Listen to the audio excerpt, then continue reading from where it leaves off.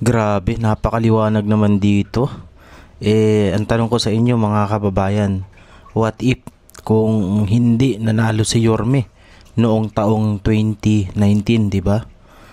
Mapapaliwanag kaya ng ganito kaliwanag ang lugar na ito? Ngayon, maayos na ulit kasi nandyan na ulit si Yorme. Pinailawan niya to noong taong 2022 nung bago siya tumakbo sa pagka-presidente.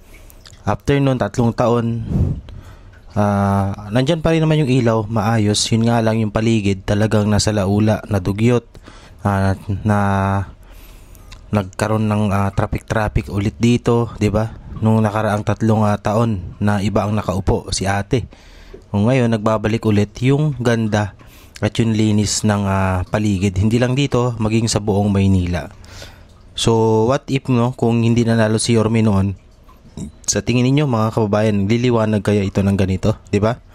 So yun yung talagang malaking effect yung kamandag ni Isko sa Maynila. Ngayon nga talagang grabe yung nangyayari na pagkukusa ng mga taga Maynila, ng mga nasasakupan nila ng mga barangay chairman, ng mga kagawad.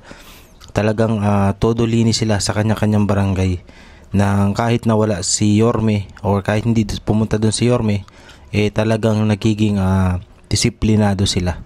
So sana kahit paano ang Maynila ay maging maayos, kahit na hindi perpekto ang gobyerno ng Maynila, ay magtulungan po tayo. Kita nyo kung gaano kaganda, kalinis po sa mga ganitong oras na. Ang oras dito ay magna-9 na ng gabi, pero kita nyo naman wala ng mga nakatambay, wala ng mga kung ano-anong mga nakalagay sa bangketa. So ganito kaayos po ang Maynila, ganito kaluwang ang Maynila kapag walang mga nakaharang sa bangketa.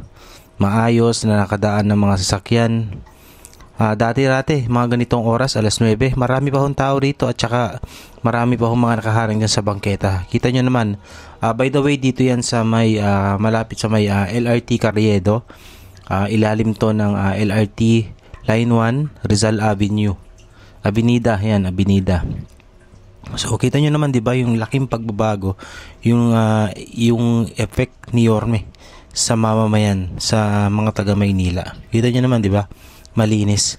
So mas marami pa rin talaga yung gusto ng pagbabago kumpara dun sa mga ang gusto lang makapaghanap buhay pero nasa salaula naman yung Maynila.